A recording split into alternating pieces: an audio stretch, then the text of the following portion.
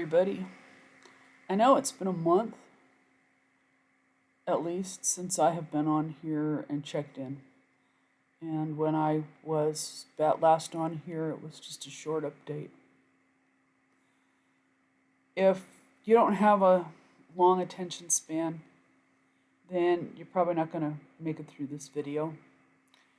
I'll just warn you right now because this one might be a little long because I would look back at the past year.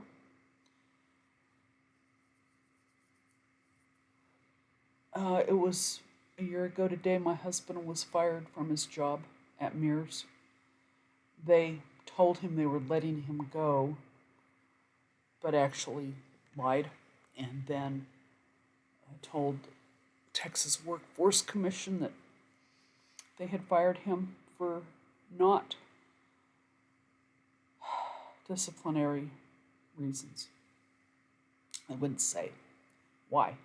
And then they denied his unemployment benefits, and he appealed it, but the Texas Workforce Commission held to it as a sovereign entity within the Texas government, which I think is criminal, because that put us in a really bad position where I went into scarcity mode. I'd like to think that over the past couple years, being in therapy and working on a lot of self-development, I'd like to think that I have grown on a personal level a lot. And I have, but not as much as I thought I did, because this whole thing with him losing his job really pulled the rug out from my family. And I've talked about it in some videos previously, so I'm not going to focus on that. I want to focus on the things that I learned. Because what happened was the first thing I did was start looking through the house to find things to get rid of, like I did 12 years ago when we had filed bankruptcy. It's a whole nother story of that nightmare with the house that we lost in Las Vegas during the housing market crash of 2007. Anyway, I started consigning things at the base thrift shop to make money. And when I did that years ago, I said I'd never do it again after we filed bankruptcy. And here I was doing it again just last February. And then selling things at the community yard sale here in our community, which I said I'd never have another yard sale. I don't like people that come to yard sales. You never get the money that you want out of your items, and there's always people coming and trying to haggle with you. And I don't like that. I don't like that mentality. But here we did it because we were desperate. And then I went back to mystery shopping. It was something else I never said I would go, or I said I would never go back to when we started making money again, because I went into default mode. And the issue with mystery shopping is that it's below minimum wage. They don't pay very much for your time spent. It's a really high disrespect of your time, and the schedulers too. They don't respect the evaluator's time. It's a very demeaning. I've said this in videos. It's a very demeaning profession, but it was something I knew I could do. So I did one phone call, made a whole $11, and made me realize that I have skills and things that I could be focusing on to generate a better income. But I keep putting it off. I have books to write that I want to write, that I know will sell, and I made notebooks and put them on Amazon.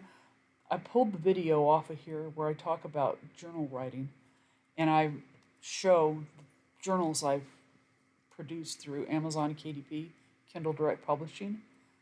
And I pulled it off because it was one of those videos where my language was bad. And I know YouTube is cracking down on this kind of thing.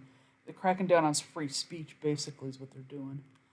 I have a message I want to get out there about things I've gone through in my life that are very adult situations. And because of the words, I can't use them. The R word and the SA words because YouTube doesn't like that, and that's shutting people down, shutting their messages down, and I don't think that's right, and that's a reason why I haven't been on here doing videos. I have 69 subscribers who I'm very grateful for. Videos I put out, I get maybe 4 views, and it's just I have to use my energy taking care of my family. My son's autism and memories and anxiety and depression's getting worse. Social Security kicked us under the bus, even using a attorney. And we appealed, and the attorney told us that in order for my son to get Social Security benefits, he would have to be on a cocktail of drugs and seeing a therapist every week. When we had his diagnosis updated in August, and they said that the specialists who were the best in San Antonio, we had to pay out of pocket for with money we didn't have, they said he is one of those people who does not respond to therapy because his brain's been actually damaged by all the medications he was on as a child for the bipolar and for autism. So he can't be on meds. But the therapist, or no, I'm sorry, the therapist, the attorney told us that the judges here, yeah, they look at him as a 26-year-old and is like, no, you can work. It's awful, absolutely awful that he can't work. So my husband and I are responsible for him. The good news is that when we went through our claims with the VA finally gave me 100% and recognized my bipolar 2 disorder. But it took me being on suicide watch for them to recognize that. And nobody should have to go through that. I have to fight them now to get back pay because they should have given me this diagnosis back in 2017. And then John, we're finding out now that probably the reason why why they let him go was because he has memory issues, and it relates back to his burn pit exposure over 10 deployments to Iraq, Kuwait, Afghanistan over a 10-year period. So it's military connected. And so we're going through the VA with that right now. It takes a lot. And the VA is considering adding our son as a dependent, which if they can do that, that'll sure almost make up for what Social Security denied us. So there's the light at the end of the tunnel, but it's been very hard. It's been very hard. I found myself this past year, like I said, going back and reverting to scarcity mode. Consigning at the thrift shop, which, it's not bad to sell your stuff. But why not just donate it and give it to a good cause? It takes so much time to get your stuff ready to sell and then filling out the paperwork and then getting ready for a yard sale. We made a pittance of what our stuff was worth. And then the mystery shopping. And then, confession, we joined an MLM. We didn't know it was at the time. Okay, here's the thing. I didn't get to the point in my history with MLMs to the point where we had joined Melaleuca. And Melaleuca is one of those companies that are in really big denial about what they are. They're a member of the Direct Sellers Association, and the FTC says they're an MLM because when you look at them, it's a pyramid. It's based on that multi-level payout structure, but yet they say they're a consumer direct marketing company because they probably have more products than any other MLM company and sell that. They stick to that, oh yeah, we have our online shopping program, and we're not an MLM. We're not like the others. Does it sound familiar if you've been in an MLM? They always say they're not like the others. They're special.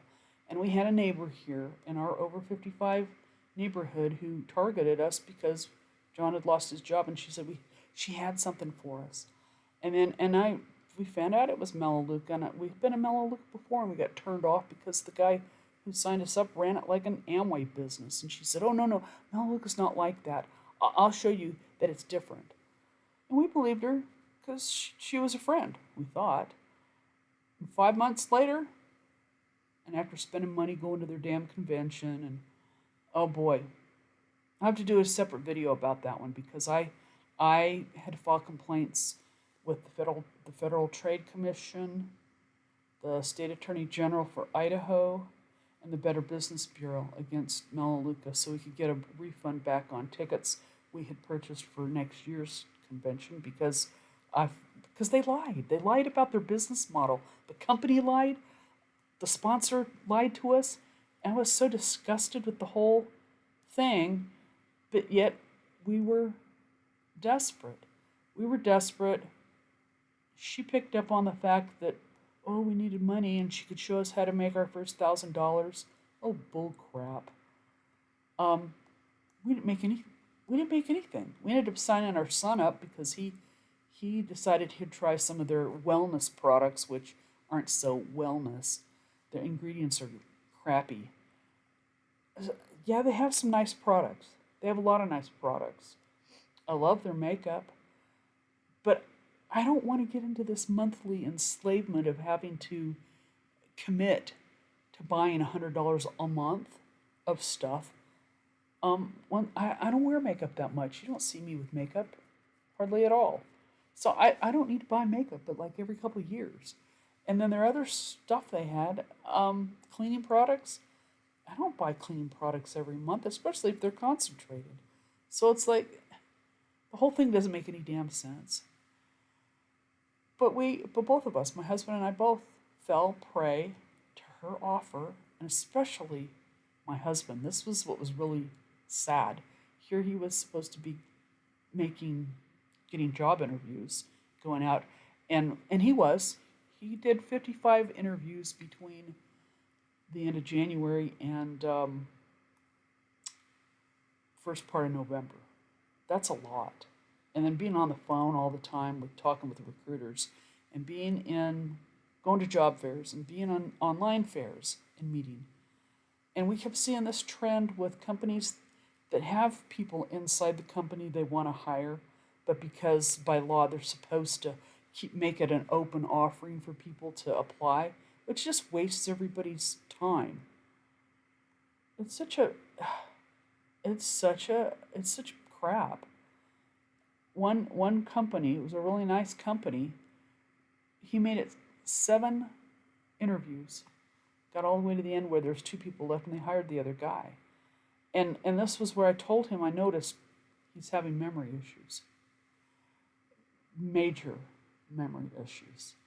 And I said, honey, I think Mears let you go because you were having memory issues. And he started talking to people, finding out, yeah, it's because he kept forgetting stuff. And as a safety inspector, you can't forget things on your job like he was forgetting.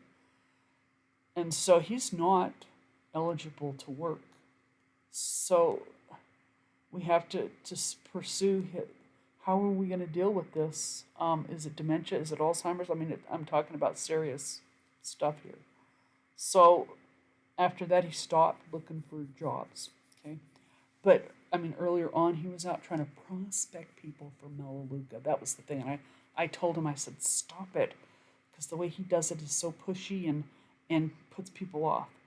And I said, you could be using that time toward writing your books, getting your speaking business together. Stop wasting your time with this crap. I talked to a few of our friends, and I could see that it was just, I didn't feel genuine about it. And I thought, what the hell are we doing? We know better. We've done this enough times where we know that MLMs are set up to make the people at the top money, not the people below. We're just the we're just the bullet fodder. So yeah, here it is, confessions of a multi-level marketing addict. But you know what? It was a lesson, because it taught me that I haven't healed yet. Here I'd been out, let's see, 2 years I've been out of an MLM. It's probably the longest I've stayed out of an MLM ever since I got into this when I was 19, except for the 4 years I was in active duty in the Army. 2 years I went, 2 years without having, it was a little more than 2 years, 2 years and 2 months staying out of an MLM. I didn't go back to doTERRA, but I almost did. That's the other crazy thing. But I've got to this point where I look at the money going, are you kidding me? They want this much for their products and I was paying that? And I know I can get them elsewhere, quality, for less. And I was just, it's been such a learning experience, guys. Such a learning experience. This is the thing, the title of this video is 2023 in retrospect. It's the hardest year for our family. I was on suicide watch. I'll tell you right now, because it got so serious. My psychiatrist wanted to hospitalize me, and I told her, I'll die before I go back. I've been hospitalized 3 times in psychiatric hospitals, and I won't go back. I will not go back. So, yeah, so that's what's been going on with our family. I may start putting videos on here again. I don't know. I do it as I feel inclined. And today I was typing to myself because I actually, after all the stuff too we went through with, oh my God, the other thing we did was we went back to church. And not Mormon church. God, no. We went back to Center for Spiritual Living, a New Thought church that was a stepping stone church when we first left Mormonism. We went back there and we lasted 5 months. And they're asking for tithing 10%. And we're like, 10% of what? We have no money. We're trying to keep our mortgage, paying our mortgage, and keep food on the table. We're not giving it to the church. And we were given sermons. My husband and I were tag team given sermons every month. And it's like, that's our tithing. Don't ask for money. So we left them, and then went back to Toastmasters after we'd left them too. And I hadn't got to the point where I was talking about Toastmasters. I've talked about the competing and the corruption. But we decided to go back to get our speaking skills polished up, and only to find out, it's a high demand organization. You put it against Stephen Hassan's bite model, it's like 50-50 cultish. So going back to everything we had left before that was dogmatic, kind of brainwashing, except one thing. It was a philosophy organization I spent 7 years with? Or was it 8 years? And I recently was going to go back. Oh, I can't believe I went back down that road. And I won't say the name of the organization yet, because I'm going to make a video about it, because it's not all bad, but you have to be really careful and take it with a grain of salt, because I've learned so much from that group and so much from that teaching, but when you get up in the upper levels of the work, it's culty, very, very, very culty. And if you've grown up in a cult like I did with Mormonism, it can be very damaging. And here recently I was going to go back. I have I have all of their work on DVDs or USB drives. And I was going to go back and start studying with them again. And I thought, the last couple days, finally, what the hell are you doing? What are you thinking? It's all because of being vulnerable, from losing the job and then health issues with my son and my husband's memory issues, and my own memory issues, and finding out I have hypothyroidism. I need to be tested for Hashimoto's. There's a lot of stuff going on, a lot of stuff. And I'm just trying to do the best I can and try to stay happy and upbeat. So that's it, guys. If you feel like you want to unsubscribe because you came to my channel to follow my MLM journal and journey, and then you find out I went back to one last year. Well, but I left them again, and I won't be going back. No, I guess I needed to make my journey at 30 times I've joined this stupid MLM just to learn my lesson. And learn that I still have a lot of growing to do, a lot of recovery and healing to do. And that's what I'm going to do this year. Heal and recover. So thank you for listening, watching. Thanks for subscribing. Thanks for liking. Thanks for commenting if you do. Thanks for being here.